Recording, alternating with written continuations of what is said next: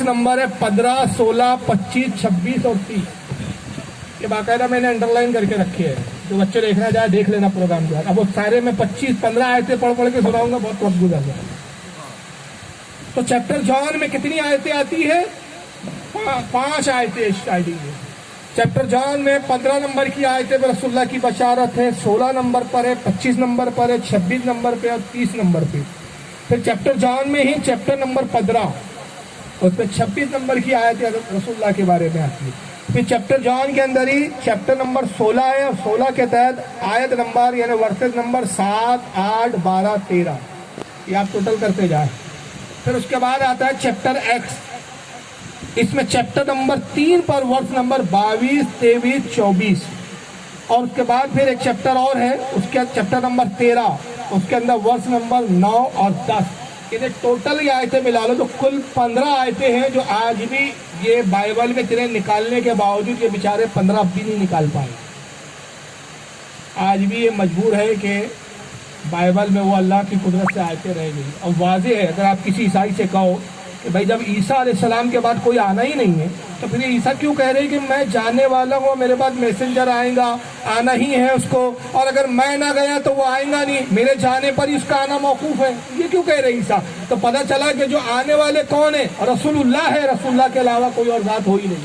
बेशक, सुभान अल्लाह, सुभान अल्लाह। और फिर खुद हज़रत ईसा के ताल्लुक से हमारी किताबों में जो है वो तो भरा पड़ा है, हत्ता कि यहाँ तक कि नुज़हतुल मजालिस के अंदर इमाम अब्दुर्रहमान शफूरी शाफ़ी इमाम गुज़रे अपने वक्त के 2 जिल्दों में इन्होंने नुज़हतुल मजालिस जो है किताब लिखी है सीरत वाक़यात पर। उसकी जिल्द नंबर 1 है और सफ़ा 157, उस पर लिखते हैं कि जनाब ईसा अलैहिस्सलाम एक मरतबा गुजर रहे हैं, एक रास्ते से गुजर रहे थे जंगल से, देखा कि एक अंडे की शक्ल में उनको एक बहुत बड़ा पत्थर नजर आया, बैजवी किस्म का था वो, अंडे की शक्ल का, सफ़ेद, और जब सूरज की रोशनी उस अंडे पे पड़ती तो उसकी रोशनी कई मील दूर तक आती थी, इतना चमक रहा था पत्थर। जनाब ईसा अलैहिस्सलाम उस रोशनी की तरफ मतलब जो है चलते गए, जब वो पत्थर के करीब पहुंचे आप तो बड़े हैरत से उस पत्थर के इर्द गिर्द घूम के देखने लगे कि बड़ा अजीब पत्थर है, इतना खूबसूरत, इतना चमकदार पत्थर मैंने अभी तक देखा ही नहीं है। तो तभी रब तबारक व तआला खिताब करता है जनाब ईसा से, और अल्लाह फरमाता है, ईसा क्या ये देखना चाहते हो कि इस पत्थर के अंदर और क्या हैरत अंगेज चीज़ें? तो जनाब ईसा को और हैरानी का, रब कायनात ये पत्थर, क्या इसके अंदर भी कुछ हैरत अंगेज है? तो आपने फरमाया हाँ। कहा ईसा करीब आओ और इस पत्थर पर हाथ रखो। जनाब ईसा आते और जैसे हाथ रखा तो पत्थर शक हुआ और एक रास्ता नमूदार हो गया। जब आप उस अंदर गए तो एक अजीब दुनिया थी, एक अलग ही दुनिया थी पत्थर के अंदर। क्या देखते हैं कि एक तरफ पानी की नहर बह रही है, ठंडे और साफ सुथरा पानी बह रहा है, एक तरफ जो है अंगूर की बेलें लटकी हुई है, एक तरफ शहद का छत्ता है जिससे शहद टपक रहा है, और एक कोने में उस नहर के किनारे एक मुसल्ला बिछा हुआ है और एक बुजुर्ग नमाज के अंदर मशगूल है।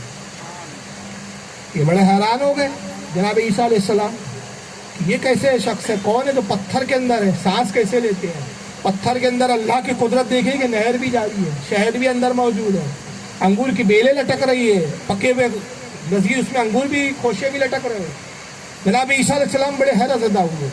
बहरहाल वहाँ बैठ कर इंतज़ार करने लगे कि जो बुजुर्ग है ये सलाम फेरे। इन्होंने नमाज ख़त्म की, जनाब ईसा ने सलाम किया उनको और कहा कि मैं अल्लाह का नबी ईसा रूहुल्लाह, आप अपना तारुफ बताएं कि आप कौन है? तो उन्होंने कहा मैं फला फला नबी का उम्मती हूँ और उस नबी पर सिवाय मेरे कोई ईमान नहीं लाया, मैं बस अकेला एक तन्हा था जो उन पर ईमान लाया।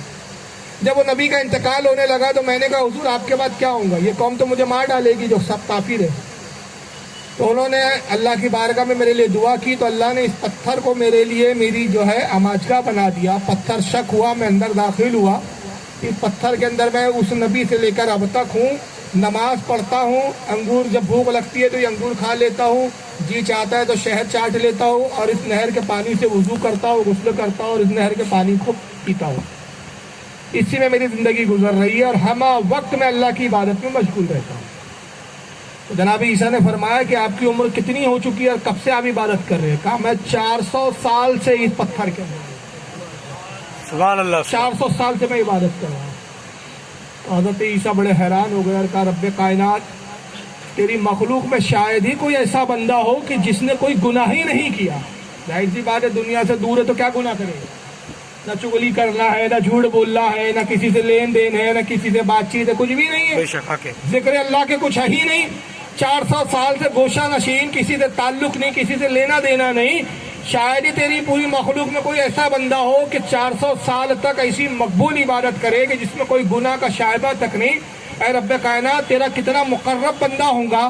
اللہ نے وہی بھیجی اور کہا عیسیٰ اس پہ حیران نہ ہو، میں اپنا ایک نبی محمد صلی اللہ علیہ وسلم بھیجوں گا اور ان کی امت میں میں ایک ایسی رات نازل کروں گا جس کو شب برات کی رات کہیں گے. اس رات میرے اس محبوب کا امتی 2 رکعت نماز پڑھ لیں گا تو 400 سال کی بے ریا عبادت کے بعد اس کو قبول کر لوں گا. سبحان اللہ سبحان اللہ. حضرت عیسیٰ سجدے میں گرے اور اس کے رب کائنات جس امت کا یہ عالم ہے کہ 2 رکعت نماز پڑھے تو 400 سال کی بے ریا عبادت کے عوض گنی جائے، پروردگار مجھے اس امت میں نازل فرما، مجھے اس امت کا امتی بنا دے. اللہ نے فرمایا عیسیٰ تیری یہ بھی دعا قبول ہوئی، قرب قیامت تو اس نبی کی امت میں امتی کی حیثیت سے تشریف لے. حضرت عیسیٰ اسی تعلق سے بھی تشریف لائیں گے. اب یہاں آپ تھوڑا رک کے غور کریں کہ جب نبی پاک صلی اللہ تعالی وسلم کے امت کا یہ عالم ہے، یہ شرف نبی کی وجہ سے دیا گیا کہ شب برات کی رات میں 2 رکعت آپ نماز پڑھے 400 سال کی عبادت کے برابر، تو رسول کی خود عبادت کا اور سجدے کا اجر کیا ہوتا ہے؟ سبحان اللہ سبحان اللہ. بے شک صحیح. کتنا بکواس عقیدہ نہیں لگتا جب کہا جاتا ہے کہ بندہ امتی عمل میں نبی سے بڑھ سکتا ہے؟ معاذ اللہ. تو پتہ نہیں ان لوگوں کی کیسی کیسی عقلیں تھی کہ نشہ کر کے کتابیں لکھتے تھے یا گانجا پی کے کتابیں لکھتے تھے لوگ. تو بہرحال میں سمجھ نہیں پاتا ہوں. چنانچہ بہرحال حضرت عیسیٰ تک رسول اللہ کا ذکر آتا ہے اور جناب عیسیٰ کے بعد نبی پاک صلی اللہ علیہ وسلم کی تشریف آوری ہوتی ہے اور یہ نور مصطفیٰ جو حضرت اسماعیل سے منتقل ہوتے ہوتے حضرت عبد المطلب تک آتا ہے. اور حضرت عبد المطلب کے اندر جب یہ نور مصطفیٰ منتقل ہوا تو جناب عبداللہ جو ہے ایک مرتبہ حضور کے دادا خانہ کعبہ میں آپ جاتے ہیں، طواف کیا کعبے کا اور ایک خوشگوار موقع اور ماحول تھا تو حضرت عبد المطلب وہاں آرام کرنے کے اعتبار سے لیٹ جاتے ہیں. خانہ کعبہ میں حتیم کے نیچے جب لیٹے آپ، نیند لگ گئی اور جب خواب سے بیدار ہوئے تو آپ نے ایک بڑی عجیب اپنے اندر تبدیلی پائی اور آپ خود حیران ہو گئے کہ جب میں سویا تھا تو کیفیت کچھ تھی، اب بیدار ہوا تو کیفیت کچھ اور ہے. کیفیت کیا تھی کہ آپ کے سر میں کنگھی کی ہوئی تھی اور تیل لگا ہوا تھا، خوشبودار تیل لگا ہوا تھا. آپ حیران تھے کہ جب سویا تو سر میں تیل نہیں تھا، آنکھوں میں سرما تھا، جسم